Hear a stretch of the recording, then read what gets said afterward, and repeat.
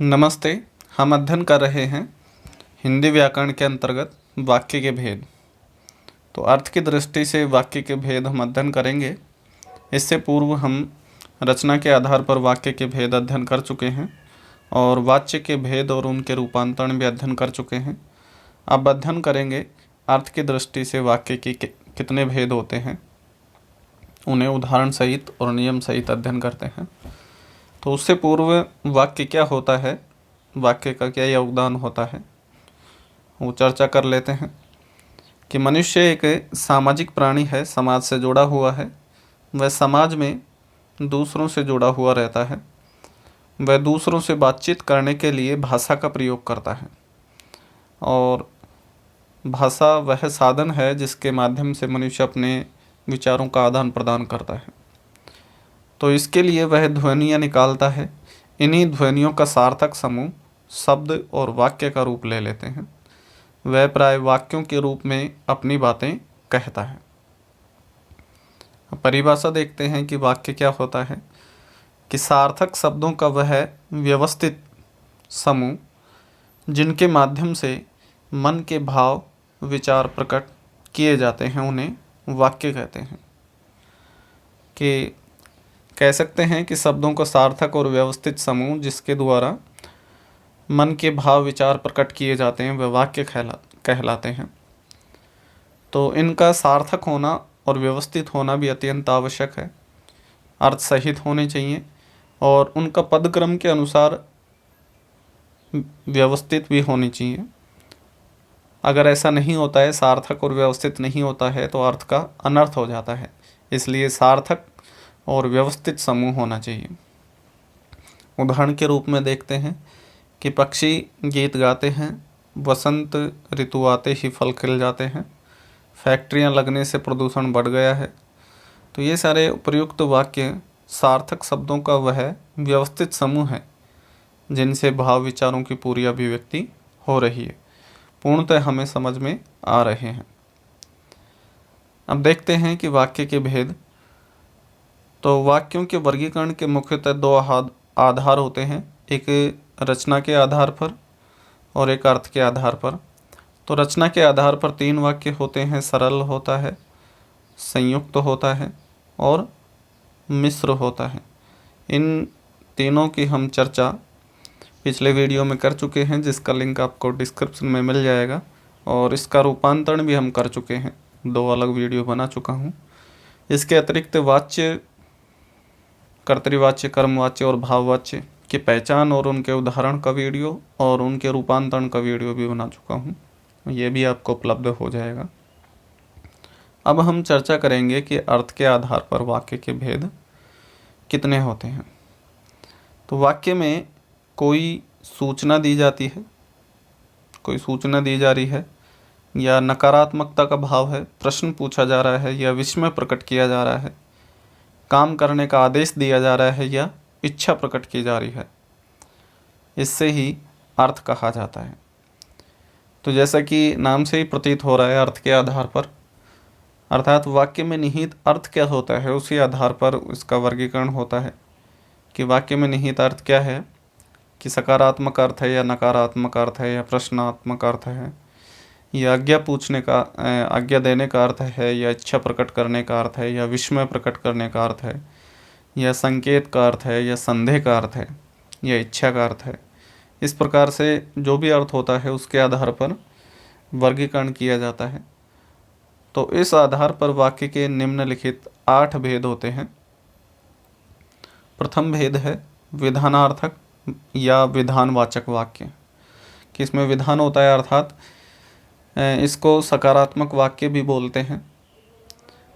दूसरा वाक्य होता है निषेधार्थक या नकारात्मक वाक्य, इसको निषेधवाचक वाक्य भी कह सकते हैं। और तीसरा वाक्य होता है प्रश्नार्थक या प्रश्नवाचक वाक्य। चौथा वाक्य होता है आज्ञार्थक या आज्ञावाचक वाक्य। पांचवा होता है संदेहार्थक या संदेहवाचक वाक्य। छठा होता है इच्छार्थक या इच्छावाचक वाक्य। सातवां होता है विस्मयादिबोधक या विस्मयवाचक वाक्य। और आठवां होता है संकेतार्थक या संकेतवाचक वाक्य।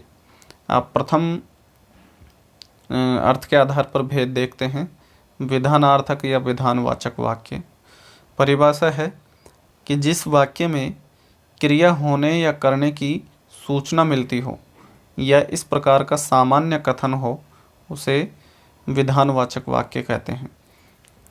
और इस विधानवाचक वाक्य को सकारात्मक वाक्य भी कहा जाता है, क्योंकि इस प्रकार के वाक्यों में कही गई बात को ज्यों का त्यों मान लिया जाता है। तो जो भी सकारात्मक वाक्य होता है, तो सकारात्मक वाक्य को ही विधानार्थक या विधानवाचक वाक्य कहा जाता है। जैसे उदाहरण दिए गए हैं कि पक्षी घोंसले से उड़ चुके हैं, तो इसमें विधान हो रहा है, क्रिया संपन्न हो रही है। कविता ने पाठ याद कर लिया है। नदी में बाढ़ आई है। रजनी ने दौड़ में प्रथम स्थान प्राप्त किया है। रोहित ने नया मकान खरीदा है, या रोहित ने नया मकान खरीदा। तो इस प्रकार से इन सभी वाक्यों में विधान हो चुका है, अर्थात क्रिया संपन्न हो रही है, इसलिए यहाँ सकारात्मक वाक्य है।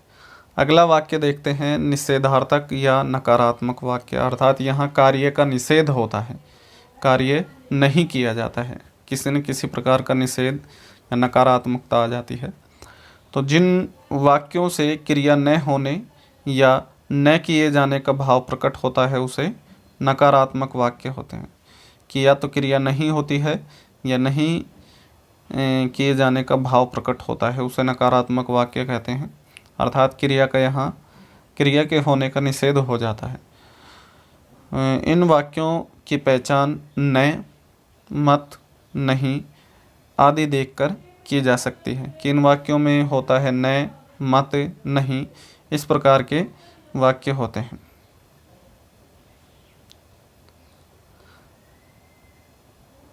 जैसे देखते हैं कि पक्षी घोंसले से नहीं उड़ रहे हैं, तो यहाँ नकारात्मकता दर्शा रहे हैं नहीं, तो यहाँ कार्य का निषेध हो रहा है। कविता ने पाठ याद नहीं किया है, तो यहाँ भी निषेध हो रहा है, नकारात्मकता प्रदर्शित हो रही है। नदी में बाढ़ नहीं आई है, तो यहाँ भी कार्य नहीं हो रहा है, निषेध हो रहा है। ऐसी सर्दी में बाहर मत जाओ, तो यहाँ भी कार्य का निषेध हो रहा है, बाहर न जाने के लिए कहा है। और रोहन धूप में न निकलना, तो यहाँ भी निषेध हो रहा है। इस प्रकार से न, मत, नहीं, नहीं, नहीं, तो इन शब्दों का प्रयोग करने से नकारात्मक है, नकारात्मक वाक्य है। या कह सकते हैं कि कार्य में निषेध होने से या किसी कार्य के न होने से या न होने की संभावना से नकारात्मक वाक्य होता है। अगला देखते हैं प्रश्नार्थक या प्रश्नवाचक वाक्य। कि जिन वाक्यों में प्रश्न पूछा जाता है, कि जिस वाक्य में प्रश्न पूछा जाता है तथा जिनमें कुछ उत्तर पाने की जिज्ञासा रहती है उसे प्रश्नवाचक वाक्य कहते हैं। प्रश्नवाचक वाक्य की पहचान कर सकते हैं क्या, कब, क्यों, कैसे, कौन, किसे, किसका आदि प्रश्नवाचक शब्द देखकर हम प्रश्नवाचक वाक्यों की पहचान कर सकते हैं। इसके अतिरिक्त वाक्य के अंत में लगे प्रश्नवाचक चिन्ह को देखकर भी प्रश्नवाचक वाक्य की पहचान की जा सकती है। तो ये इसकी पहचान थी। अब उदाहरण देखते हैं कि ऐसी धूप में बाहर कौन खड़ा है, तो यहाँ प्रश्न किया जा रहा है, इसलिए प्रश्नवाचक है। रमा कब आई, तो यहाँ भी प्रश्न किया जा रहा है, कब आई। तुम कल विद्यालय क्यों नहीं आए, तो यहाँ नकारात्मक भी है और प्रश्नवाचक भी है, तो ये प्रश्नवाचक की श्रेणी में ही आएगा कि तुम विद्यालय क्यों नहीं आए, तो यहाँ प्रश्न पूछा जा रहा है। कल तुमने क्या क्या खाया था, तो यहाँ प्रश्न पूछा जा रहा है क्या क्या खाया था, इसलिए प्रश्नात्मक है। विक्रम किसकी राह देख रहा है, तो यहाँ भी प्रश्न पूछा जा रहा है कि किसकी राह देख रहा है, इसलिए कौन, कब, क्यों, क्या क्या, किसकी, तो ये सभी प्रश्न पूछे गए हैं, इसलिए सारे के सारे जो उदाहरण हैं वो प्रश्नार्थक या प्रश्नवाचक वाक्य के उदाहरण हैं। अगला देखते हैं कि आज्ञार्थक या आज्ञावाचक वाक्य। तो जिन वाक्यों में आज्ञा या अनुमति देने या लेने का भाव प्रकट होता है उसे आज्ञावाचक वाक्य कहते हैं या आज्ञार्थक कहते हैं। जैसा कि नाम से प्रतीत हो रहा है कि आज्ञा या अनुमति दी जाती है या ली जाती है, वहाँ आज्ञार्थक या आज्ञावाचक वाक्य होते हैं। इन वाक्यों का दूसरा नाम आज्ञा सूचक या विधिवाचक भी है। उदाहरण देखते हैं इनका कि किताब के पेज मत फाड़ो, तो यहाँ आज्ञा दी जा रही है कि किताब के पेज मत फाड़ो। राहुल अब पढ़ने बैठ जाओ, यहाँ भी आज्ञा दी जा रही है। कि दीवारों को साफ कर दो, आज्ञा दी जा रही है। अपने जन्मदिन पर एक पौधा लगाना, तो यहाँ भी आज्ञा अनुमति की जा रही है। यह काम कल तक जरूर पूरा कर देना, यहाँ भी आज्ञा दी जा रही है। तो जहाँ आज्ञा लेने या देने का भाव प्रकट होता है वहाँ आज्ञार्थक या आज्ञावाचक वाक्य होता है। अगला वाक्य है कि इच्छार्थक या इच्छावाचक वाक्य, कि जिन वाक्यों में वक्ता की इच्छा, कामना, आशीर्वाद आदि का भाव प्रकट होता है उसे इच्छार्थक वाक्य कहते हैं। जैसा कि नाम से ही प्रतीत हो रहा है कि जहाँ इच्छा प्रकट होती है, तो इच्छा हो या कामना हो या आशीर्वाद हो, इन सब का भाव प्रकट होता है, वहाँ इच्छार्थक वाक्य होता है। उदाहरण के तौर पर देखते हैं कि मित्र जन्मदिन की ढेर सारी बधाइयाँ, तो यहाँ शुभकामनाएं दी जा रही हैं, अपनी शुभकामनाओं के रूप में इच्छा प्रकट की जा रही है। ईश्वर करे आप खूब उन्नति करें, तो यह भी उसकी कामना व्यक्त हो रही है। हमने चाहा था कि हम साथ साथ रहें, यह इच्छा व्यक्त हो रही है। कि काश इस समय रजनी साथ होती, तो यह भी कामना है कि काश इस समय रजनी मेरे साथ होती। मैं चाहता हूँ कि सभी स्वस्थ हों, तो ये भी उनकी कामना है। तो इस प्रकार से इच्छा या कामना व्यक्त होती है, वहाँ इच्छार्थक वाक्य होता है। अगला देखते हैं विस्मयादिबोधक या विस्मयवाचक वाक्य। तो ये तो आप जानते ही हैं कि विस्मय का शाब्दिक अर्थ होता है आश्चर्य। कि जिन वाक्यों से आश्चर्य, हर्ष, घृणा, प्रसन्नता, शोक, दुख, भय आदि भावों की अभिव्यक्ति होती है, उन्हें विस्मयवाचक वाक्य कहते हैं। इन वाक्यों का दूसरा नाम उद्गारक वाक्य भी होता है या उद्गारवाचक वाक्य भी होता है। उद्गार का अर्थ होता है भाव, अर्थात यह जो वाक्य है वो भाव प्रकट करते हैं, आश्चर्य का, हर्ष का, शोक का, घृणा का, प्रसन्नता का, शोक, भय का। तो इस प्रकार के भाव व्यक्त करते हैं, इसलिए उद्गारवाचक वाक्य कहते हैं इनको, या विस्मयादिबोधक या विस्मयवाचक वाक्य कहते हैं। तो इन वाक्यों की पहचान कैसे की जाती है कि वाक्य में अहो, आह, हाय, छी, अरे, ये इस प्रकार के आदि विस्मयादिबोधक शब्द देखकर हम विस्मयवाचक वाक्य की पहचान कर सकते हैं, या फिर ऐसे भी कर सकते हैं कि ऐसे शब्दों के वाक्य के अंत में लगा विस्मयादिबोधक चिन्ह होता है ये, तो उसको देखकर हम इनकी पहचान कर सकते हैं।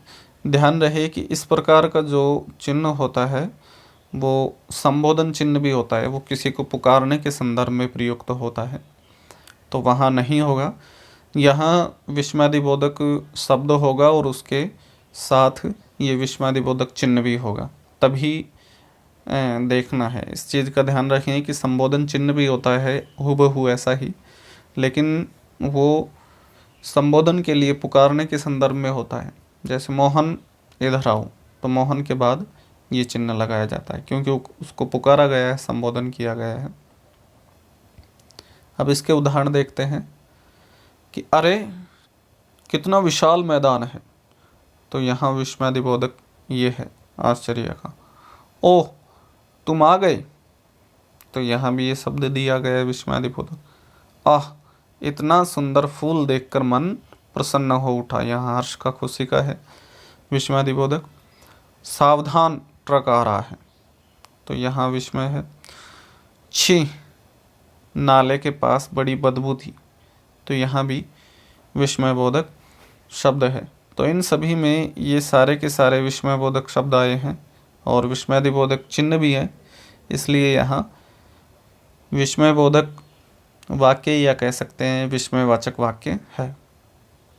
अगला देखते हैं संदेहार्थक या संदेहवाचक वाक्य। जैसा कि नाम से प्रतीत हो रहा है कि वाक्य में जहाँ संदेह होता है, तो जिन वाक्यों की क्रिया पूर्ण होने में संदेह होता है कि पूर्ण होगी या नहीं होगी, उन्हें संदेहवाचक वाक्य कहते हैं।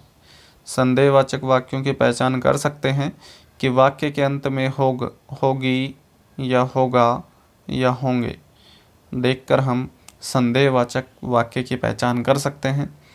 और इसके अतिरिक्त शायद, संभवतः जैसे शब्द देखकर भी हम इसका अंदाज़ा लगा सकते हैं संदेहवाचक का, क्योंकि वहाँ क्रिया के पूर्ण होने का संदेह होता है, इसलिए शायद, संभवतः शब्दों का प्रयोग किया जाता है।